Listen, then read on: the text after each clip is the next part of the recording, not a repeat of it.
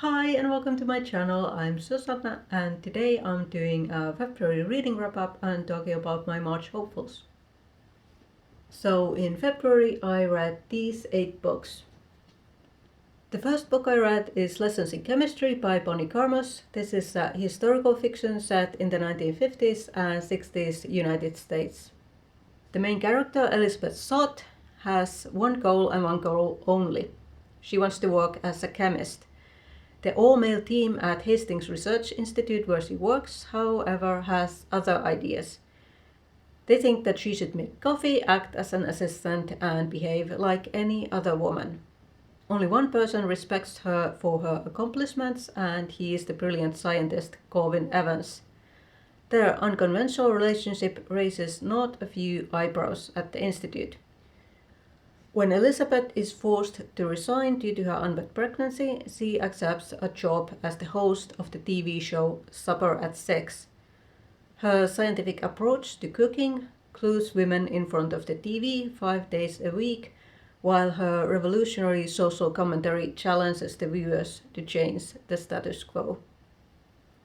Now, I don't read reviews before reading a book and I try to stay out of spoilers, and this book is a perfect example of the perils of going in blind.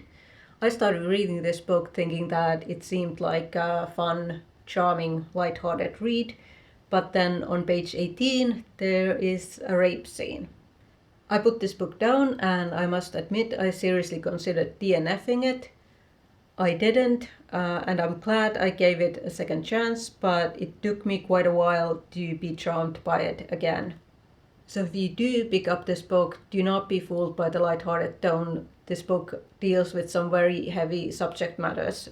Besides the rape scene, there is sexism, homophobia, death, implied pedophilia, and sexual harassment. The writing is fun and witty, but it's also full of dark humor, so if that's not your thing, I would suggest skipping this book.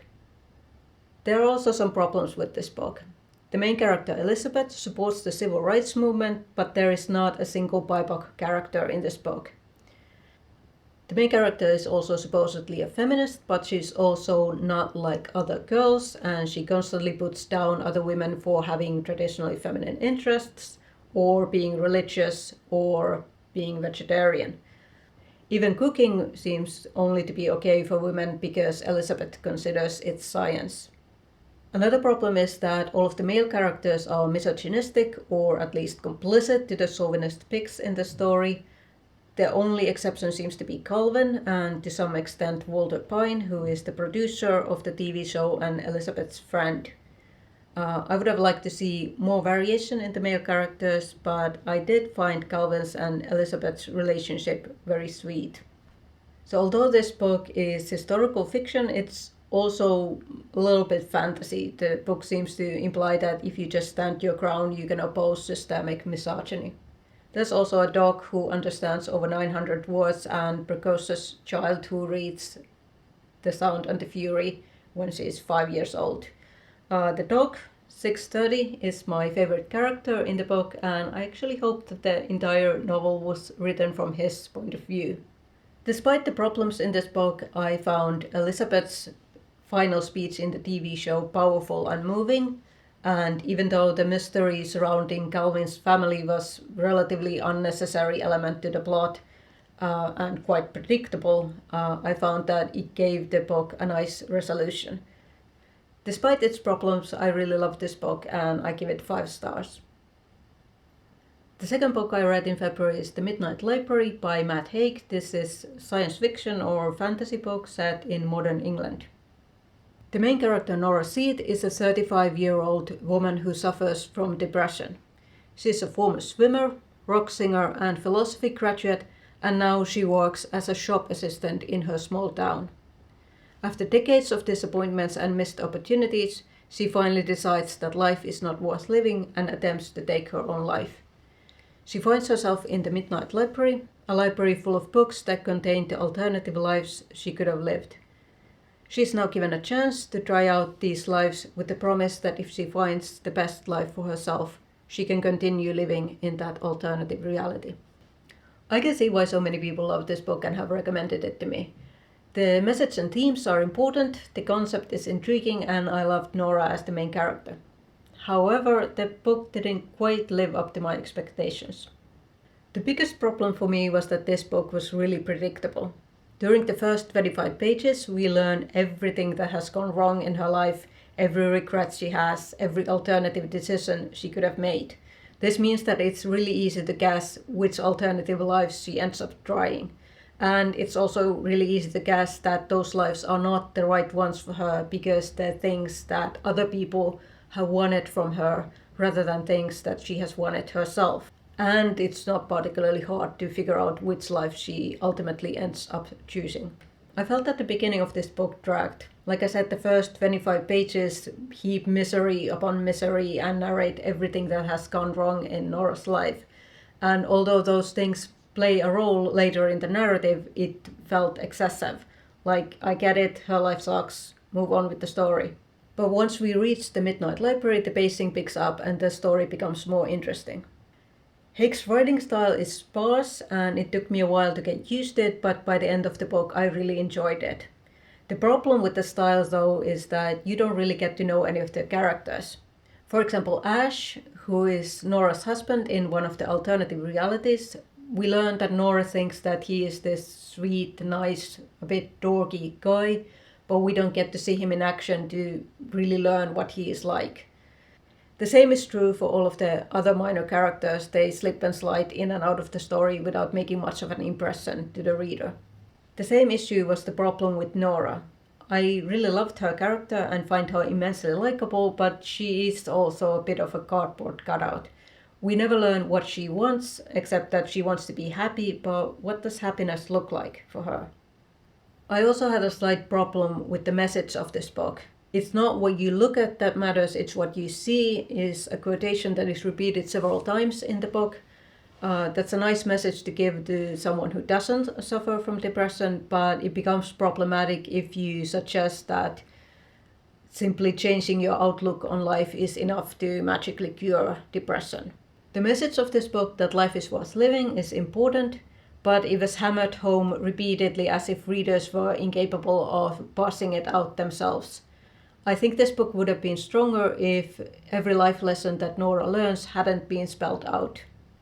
I debated whether to give this 4 or 5 stars, and in the end I decided to give this 4.5 stars. So the negative things I listed knock out half a star. But I did really enjoy this book. I liked the writing, I loved the world building, the concept of the Midnight Library and Nora herself as a character, and even though the message was a bit ham-fisted, I did have a huge emotional reaction to it. If you enjoy books that explore parallel lives and don't mind the occasional self-help-esque tone, I recommend this book to you. The rest of the books I read are ancient classics. The first of them is Antigone by Sophocles. I read a different translation in January and I talk a little bit more about this tragedy in my January wrap-up.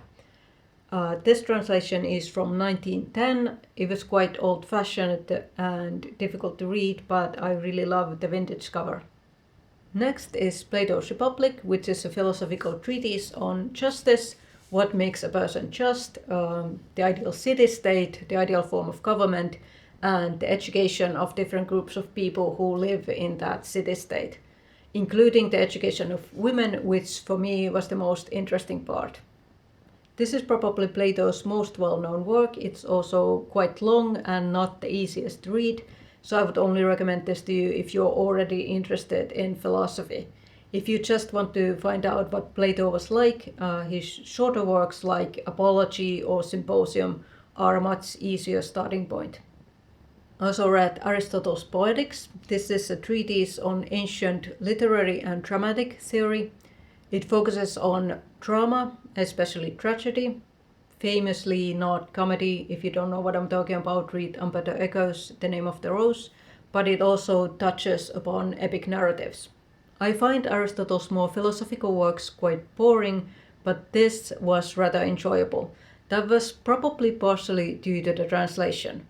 Usually Aristotle's translations focus on accuracy and getting the philosophical terms right, and that leads to quite technical language. This translation wasn't necessarily as accurate, but it was more understandable and enjoyable to read. I especially like this book as a writer. Even though I don't always agree with what Aristotle says, I find his ideas on plot and characters fascinating and still at least partly relevant and applicable to modern prose fiction. I read 2 works by Cicero on old age and on friendship, which deal with the topics mentioned in the title. And finally, I read Handbook by Epictetus, which is a collection of short teachings on the principles of Stoicism.